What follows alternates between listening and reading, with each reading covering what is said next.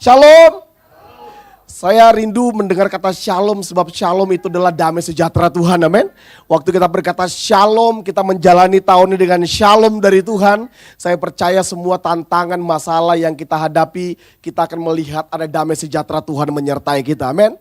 Bapak Saudara, sekali lagi saya ucapkan selamat tahun baru buat kita. Saudara adalah orang-orang yang luar biasa. Saya percaya saudara bisa saja di luar sana tapi saudara memutuskan ada di tempat ini, itu semua karena Tuhan, amin.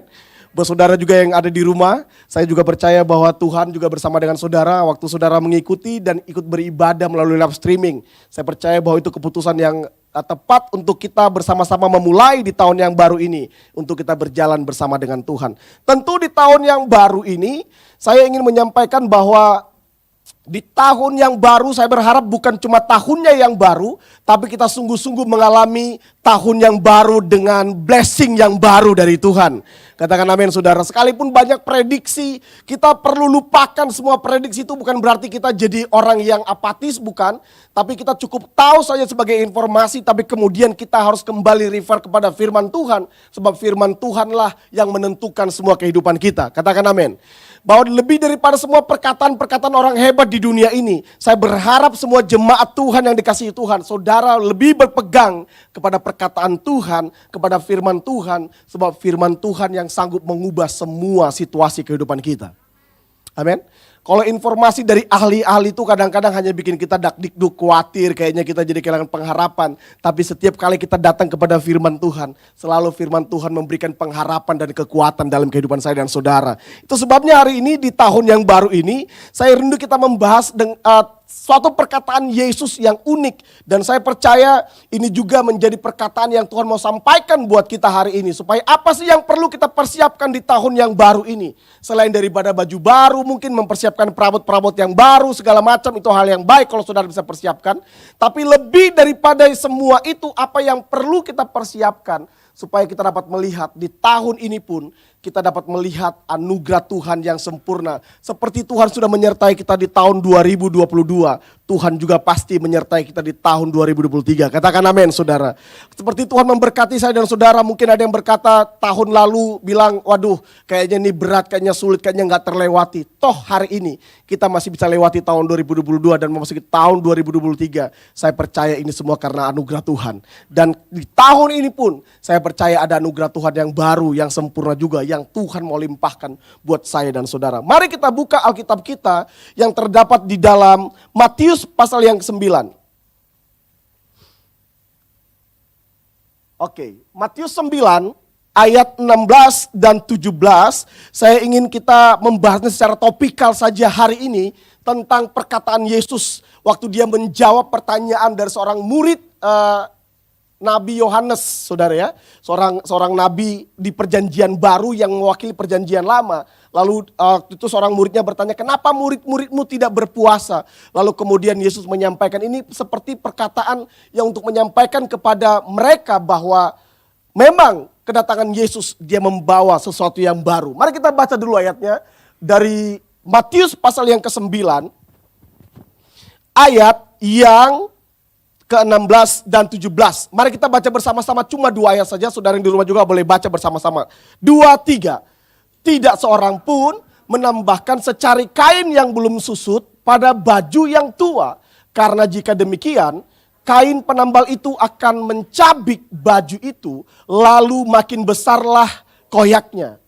Begitu pula anggur yang baru tidak diisikan ke dalam kantong kulit yang tua. Karena jika demikian apa katanya? Kantong itu akan koyak sehingga anggur itu terbuang dan kantong itu pun hancur. 2, 3. Tetapi anggur yang baru disimpan orang dalam kantong yang baru pula dan demikian terpeliharalah kedua-duanya. Katakan amin saudara.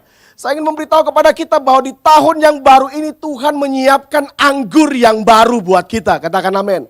Saya percaya bahwa perkataan ini memberitahu kepada kita, Yesus sedang beritahu kepada murid Yohanes Pembaptis bahwa begini, kedatangannya itu mengubah tatanan baru. Kedatangannya mengubah istiadat yang lama. Dia datang dengan sebuah tatanan yang baru. Dia tidak bisa datang lagi, orang-orang tidak bisa datang lagi menghampiri Tuhan dengan cara yang lama. Makanya Yesus memberitahu kalau orang mau yang baru kemudian menampungnya dengan yang lama, atau kain diibaratkan dengan kain yang lama ditambal dengan kain yang baru, tentu nanti kain yang baru itu akan merobek kain yang lamanya juga. Dan demikian juga kantong anggur yang baru tidak akan diisikan ke kantong kulit yang tua, nanti kedua-duanya akan terbuang dengan percuma. Dan hari ini saya percaya bahwa perkataan ini menjadi perkataan yang luar biasa yang kita perlu renungkan. Saya ingin memberitahu kepada kita semua bahwa di tahun 2023 Tuhan menyiapkan anggur yang baru buat saya dan saudara. Amin saudara. Percayalah Tuhan menyiapkan anggur yang baru. Itu sebabnya saya memberikan kepada kita dua pelajaran penting dari apa yang Yesus katakan di dalam Matius ini. Satu, yang pertama adalah bahwa mencurahkan anggur baru adalah bagian Tuhan. Katakan amin. Boleh kita baca sama-sama 2-3 apa? Mencurahkan anggur baru adalah bagian Tuhan. Saudara nggak perlu khawatir kekurangan anggur baru. Tuhan selalu punya stok yang baru dalam dirinya. Tuhan selalu punya berkat yang baru. Kalau kita baca di Alkitab ada banyak pengertian tentang anggur. Tapi saya ingin memberikan pengertian cuma satu hal yang saya mau bahas, bahwa di Alkitab juga anggur itu mempunyai makna. Salah satunya adalah blessing ataupun berkat Tuhan dalam kehidupan kita. Kalau saya bicara berkat tidak selalu konotasinya kepada uang, kekayaan. Saya bicara berkat walaupun itu juga bagian dari berkat Tuhan. Tapi kalau saya bicara berkat itu adalah semua hal-hal yang Tuhan miliki, yang Tuhan sediakan dalam hidup kita. Saya percaya gini, berkat itu adalah kesehatan juga adalah berkat. Katakan amin.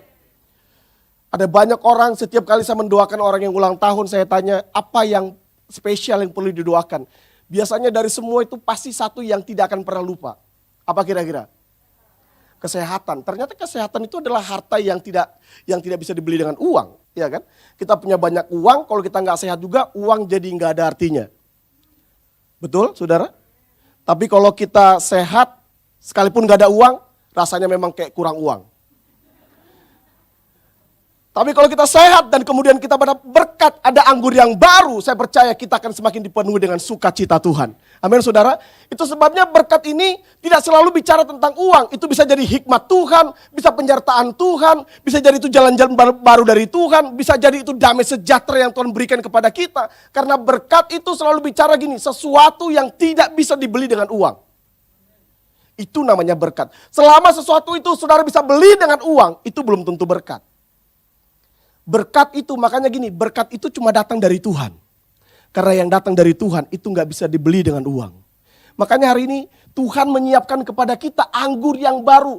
Kalau saudara hari ini rindukan sesuatu berkat yang baru, anggur yang baru dicurahkan, ada kabar baik buat saudara bahwa begini, Tuhan adakan semua apa yang kita perlukan. Bagian Tuhan adalah Dia akan menyiapkan anggur yang baru buat kita.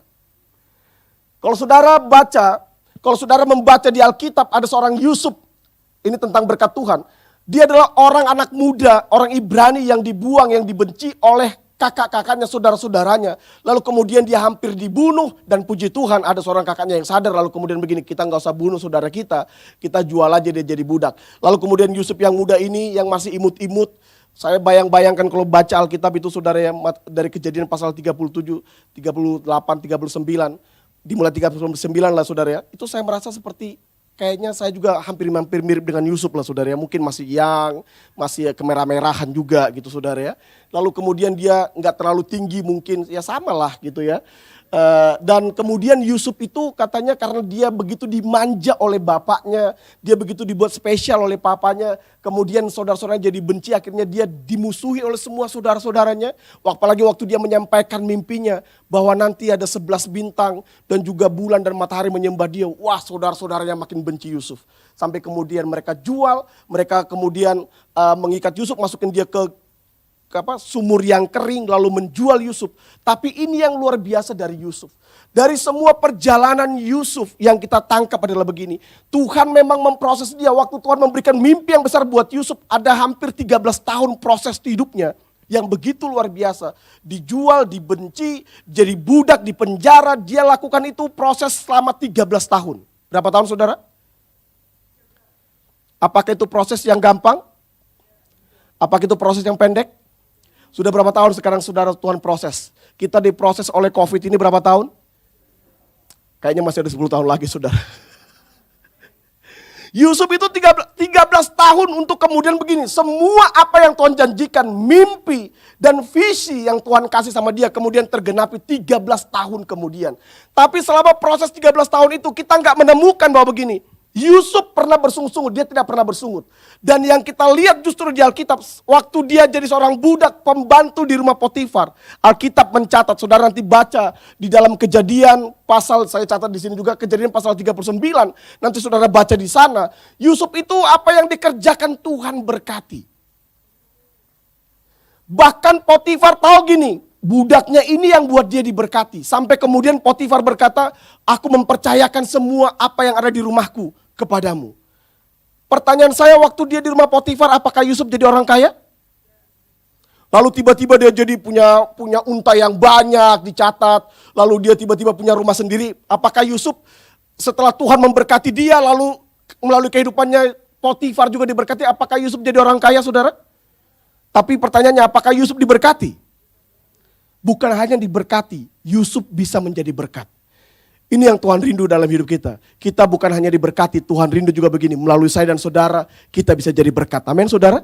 Nah, berkat itu enggak selalu datang dengan kekayaan. Bahkan waktu dia difitnah oleh tante Potifar, memperkosa dia. Seperti kasus hari ini, yang sedang udah mulai inilah ya. Waktu ada, dia difitnah, kamu memperkosaku. Lalu kemudian si Potifar marah. Dia lalu kalap. Untung nggak dibunuh Yusufnya. Cuma dimasukin kemana? Ke penjara, saudara. Dia dimasukin di penjara. Pertanyaan saya begini, apakah di penjara Yusuf diberkati Tuhan? Halo? Alkitab jelas berkata, kalau saudara baca nanti Kejadian pasal 39, di penjara pun Yusuf diberkati Tuhan. Bahkan kepala penjara itu melihat begini, orang ini orang yang diberkati Tuhan. Sampai kemudian bayangkan seorang narapidana, dia pegang kunci penjara untuk buka tawaran lain, dia bebas. Narapidana mungkin yang dia bebas untuk buka penjara, semua dia yang ngurusin penjara. Dia seorang narapidana. Kenapa itu bisa terjadi? Sebab kepala penjaranya, kepala sipirnya melihat Yusuf orang yang diberkati Tuhan. Pertanyaan saya, apakah waktu Yusuf diberkati Tuhan dan dia berhasil dengan semua yang dikerjakannya dari rumah Potifar di penjara, apakah dia jadi orang kaya? Belum. Tapi pertanyaannya, apakah dia diberkati Tuhan? Itu sebabnya gini, berkat Tuhan itu tidak ada hubungannya dengan uang.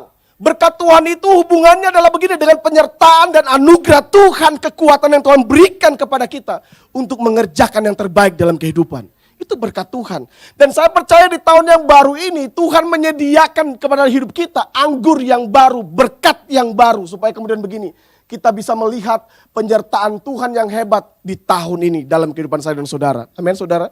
Jadi saudara, kalau saudara mungkin hari ini berkata, aduh kayaknya di kantor lagi susah, perusahaan lagi susah. Semuanya kayaknya mulai ada PHK yang mulai digaung-gaungkan di tahun ini. Tapi saya percaya kalau toh itu terjadi dalam hidup anak-anak Tuhan yang mengandalkan Tuhan. Saya percaya gini, Tuhan tidak pernah kekurangan anggur baru untuk buat saudara. Tuhan selalu punya anggur baru yang akan dicurahkan buat kita. Sebab begini, anggur baru itu bagian Tuhan. Seringkali kita terjebak begini, kapan Tuhan tolong saya, kapan Tuhan berkati saya. Kita terlalu sibuk untuk memikirkan bagaimana caranya Tuhan, kapan Tuhan akan tolong kita. Kita gak perlu sibuk pikirin itu, percaya saja bahwa begini, Tuhan menyiapkan anggur yang baru untuk diberikan buat setiap kita. Amin, saudara. Enggak usah pikirkan gimana caranya. Tuhan tahu bagaimana caranya. Waktu terjadi di perkawinan di Kana, orang kekurangan anggur. Yesus tahu apa yang harus dia lakukan untuk menyediakan anggur baru di dalam pernikahan yang ada di Kana. Saya percaya hari ini mungkin ada saudara yang mulai merasa mulai panik, mungkin mulai bimbang, mungkin mulai ragu. Bagaimana kita mungkin dapat mengalami sukacita dalam keluarga kita. Kita bisa mengalami penyediaan dalam keluarga kita. Saya percaya Yesus tahu caranya. Yesus tahu kapan waktunya. Sekalipun dia berkata kepada ibunya, ibu ini belum waktuku. Tapi di dalam waktu yang bersamaan juga, Yesus memberikan anggur yang baru dalam pernikahan itu. Karena begini, dia lebih tahu kapan waktu untuk mencurahkan anggur baru dalam hidup kita. Amin, saudara. Nah, bagian kita apa? Kalau dari bagian Tuhan tadi yang pertama kita lihat bahwa bagian Tuhan, dia akan menyiapkan anggur yang baru buat kita. Damai sejahtera, sukacita, hikmat-hikmat, promosi-promosi. Saya percaya gini, tahun ini Tuhan tidak kekurangan semua yang baik yang akan dia berikan kepada kita. Cuma begini, yang perlu kita persiapkan di tahun ini bukanlah semua yang lain, bukanlah hanya sekedar kita mempersiapkan semua cara kerja kita yang baik, itu hal yang bagus. Ide-ide kita itu yang bagus, strategi-strategi itu hal yang bagus. Tapi yang perlu kita persiapkan dari pihak kita adalah begini. Kita menyiapkan kirbat yang baru. Karena itu adalah bagian kita. Katakan sama-sama kirbat yang baru. Jadi kirbat itu tugasnya siapa menyiapkan kirbatnya? Yesus berkata begini, anggur baru tidak akan dicurahkan kepada kirbat yang lama. Karena kalau demikian kirbat yang lama itu akan dihancurkan oleh anggur yang baru. Saya percaya begini, kalau kita mengharapkan berkat-berkat yang baru di tahun ini dari Tuhan, kita perlu menyiapkan kirbat yang baru. Apa sih kirbat itu? Kirbat bicara tentang hati kita. Kirbat itu bicara tentang hidup kita. Kirbat itu bicara tentang pola pikir kita, mentalitas kita. Ini yang terus perlu diperbarui. Itu sebabnya kita berkata begini, Allah akan terus memperbarui kita dari sehari ke sehari. Memang manusia jasmania kita ini akan semakin merosot kata Alkitab. Benar gak Bapak Ibu Saudara? Ada yang semakin hari semakin cantik dan semakin ganteng? Ada? Saya percaya kita semua akan merosot. Kalau tadinya ada orang yang mungkin suka tato itu bagus lah saudara ya. Walaupun itu jadi debatable. Mungkin kalau saudara masih anak muda, fresh seperti saya mungkin hari ini ya. Masih muda, fresh. Mungkin ditato di sini naga saudara. Saya percaya gini, 40 tahun masih naga. 50 tahun mulai kayak naga bonar. Nanti kalau 60 tahun, 70 tahun, lihat itu udah kayak cacing saudara. Udah naganya udah gak kelihatan, kegagahannya udah gak kelihatan. Dari naga jadi apa? Jadi cacing. Kalau saudara mungkin suka tato, tadinya kasih di sini macan, harimau. Wah di dadanya harimau. Atau di punggung biasanya kan kasih macan, wow. Percayalah kalau masih muda memang masih macannya masih bagus. Tapi kalau udah 50, 60, 70 itu macan jadi kucing. Percayalah. Saudara akan sulit membedakan itu macan atau kucing. Karena mengalami pengerutan. Mengalami semakin merosot.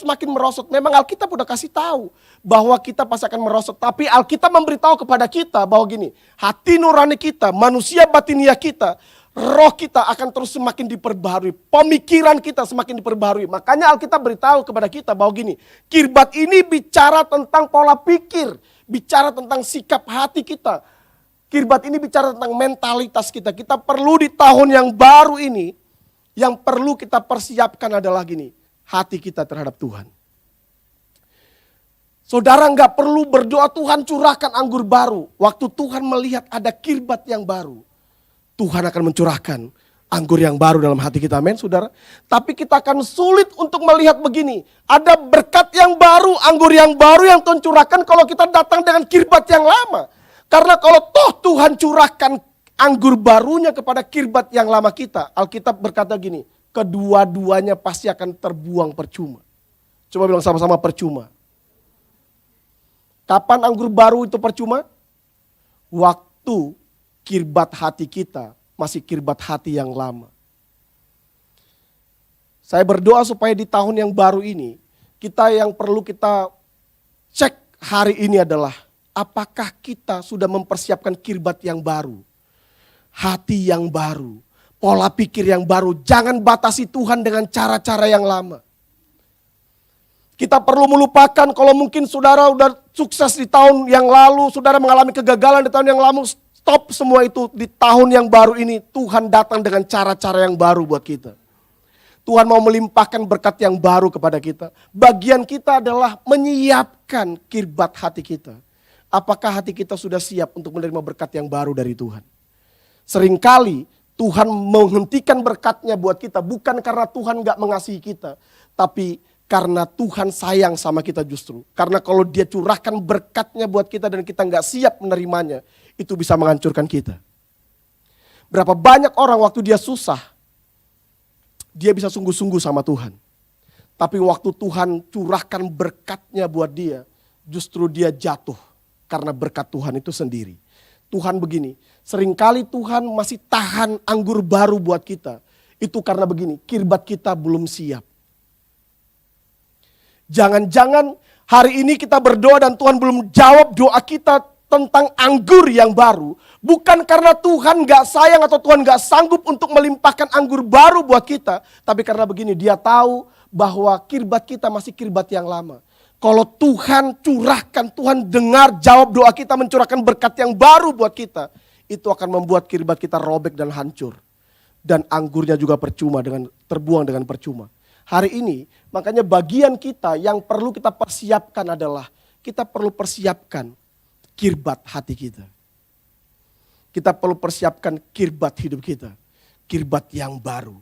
Tahun yang baru, kirbat yang baru. Maka begini, kita akan mengalami anggur yang baru dicurahkan buat kita. Amin saudara. Ada jalan-jalan baru. Ada ide-ide kreatif yang baru, yang fresh dari Tuhan. Yang akan Tuhan limpahkan buat kita. Waktu kita menyiapkan kirbat yang baru di hadapan Tuhan. Nah, saya ingin membuka sebuah kisah di Alkitab. Dan ini akan mengakhiri daripada khotbah saya hari ini. Boleh mungkin dibuka ayatnya? Dalam 2 Raja-Raja yang keempat.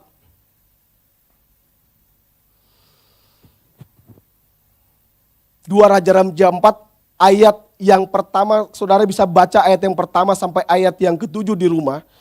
Tapi saya ingin kita langsung masuk kepada nanti ayat yang ke-6. Ini kisahnya adalah seorang istri imam yang sudah janda, tiba-tiba suaminya dipanggil Tuhan dan dia menjanda. Dan waktu dia baru menjadi janda, ternyata suaminya waktu dia hidup banyak utang, saudara ya. Padahal dia istri seorang imam. Ternyata imam juga banyak pergumulan finansial juga, saudara, zaman dulu ya. Sampai zaman sekarang juga banyak juga sih. Tapi dari zaman dulu ternyata udah banyak nih. Ternyata ini ngutang sampai kemudian gini, mereka gak bisa bayar hutangnya. Lalu orang yang kasih hutang itu mau ambil anaknya untuk menjadi budak. Lalu si janda ini bayangkan dia udah kehilangan suaminya, dia baru berduka cita, sekarang ada duka cita yang lain karena anak-anaknya mau dijadikan jadi budak. Pasti seorang ibu pasti sedih lah. Lalu kemudian dia datang kepada seorang nabi yang bernama Elisa. Lalu dia minta pendapat, apa yang harus aku lakukan nih? Suamiku hamba Tuhan baru dipanggil Tuhan dan sekarang penagih hutang datang. Lalu dia mau supaya anakku ini menjadi budak sekarang. Apa yang harus aku lakukan? Lalu seorang nabi ini berkata, apa yang ada padamu? Dia bilang, ya gak ada apa-apa. Kalau ada apa-apa mungkin aku udah bisa bayar hutang. Tapi dia bilang, aku cuma punya minyak. Coba kita buka di dalam ayat yang ke-6. Dia berkata, ayat yang ke-5, boleh dari ayat yang ke-5. Ayat yang keempat berarti. Kita mulai dari 4. Nah, kemudian masuklah ini ke perkataan Nabi itu kepadanya ya. Apa yang ada padamu? Dia bilang dia cuma punya minyak dalam buli-buli. Lalu waktu dia berkata, aku cuma punya minyak dalam buli-buli dan itu buli-buli yang kecil. Apa artinya minyak itu? Tapi kemudian ini pesan daripada si hamba Tuhan ini. Kamu kumpulkan bejana-bejana, katanya kamu minta dari tetangga-tetangga kamu. Lalu nanti setelah itu kamu masuk ke rumah, lalu ini yang kamu lakukan. Lalu kemudian masuklah, tutuplah pintu sesudah engkau dan anak-anakmu masuk. Lalu tuanglah minyak itu ke dalam segala bejana. Mana yang penuh, angkatlah. Ayat yang ke-5. Kemudian pergilah perempuan itu daripadanya, ditutupnyalah pintu. Sesudah itu ia dan anak-anaknya masuk dan anak-anaknya mendekatkan bejana-bejana kepadanya, sedang ia terus menuang. Jadi dia diperintahkan untuk minta bejana dari semua tetangga-tetangganya supaya nanti bisa dituangin minyak. Supaya nampung minyak lah. Ayat yang ke-6. Mari kita baca bersama-sama. 2, 3. Berkatalah kepada anaknya, dekatkanlah kepadaku sebuah bejana lagi. Tetapi jawabnya kepada ibunya, tidak ada lagi bejana. Lalu apa kata Alkitab? Berhentilah minyak itu mengalir. Saya mengambil kisah ini sebagai penutup karena saya percaya bahwa begini. Sebenarnya prinsip Tuhan dalam hidup kita selalu begini. Sebesar apa bejana hati kita siap untuk menampung, sebesar itu juga Tuhan akan curahkan minyak yang baru dalam kehidupan kita. Amin saudara. Kalau saudara rindu ada anggur yang baru dicurahkan dalam hidup saudara, itu enggak tergantung Tuhan. Itu ternyata tergantung kita. Selama kita menyiapkan kirbat yang baru, seperti bejana-bejana yang baru yang kita siapkan hati kita di tahun ini, kita berkata, Tuhan, bejanaku seperti bejana yang kosong, Kau bawa di hadapan Tuhan untuk Engkau isi dengan anggur yang baru. Maka Tuhan akan isi hidup kita, keluarga kita, rumah tangga kita, pekerjaan kita, bisnis kita, apapun pelayanan kita. Saya percaya selama kita menyiapkan bejana hati kita, kirbat hati kita dengan kirbat yang baru yang siap untuk diisi oleh Tuhan, maka sebanyak itu juga Tuhan akan limpahkan anugerahnya buat hidup kita. Jadi hari ini, di tahun yang baru ini Bapak Ibu Saudara, kita kembali kepada slide. Apa yang perlu kita lakukan? Berkat yang baru dalam hidup kita sangat ditentukan oleh kesiapan kirbat hidup kita yang baru di hadapan Tuhan. Hari ini, mari di hari pertama ini, kita memasuki tahun 2023 ini, kita perlu siapkan kirbat hati kita.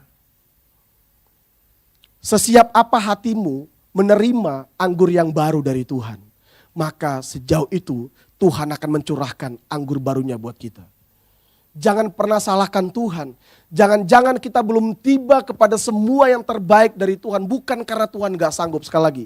Tapi karena kirbat hati kita masih kirbat yang lama. Jangan bawa sakit hati yang lama di tahun 2022 kepada tahun 2023. Katakan amin yang sakit hati. Tapi kalau hutang yang 2022 harus dibayar di tahun 2023. Tapi kalau sakit hati, stop. Amin. Iri hati, stop.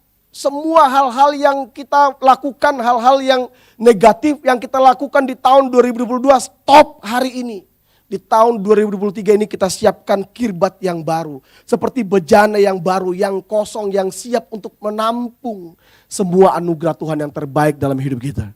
Saya percaya waktu kita siapkan kirbat hati kita, maka Tuhan akan mencurahkan anggur baru buat kita. Buat masa depanmu, buat rumah tanggamu, buat segala hal dalam kehidupan saya dan saudara. Saya percaya gini, Tuhan menyiapkan anggur yang baru.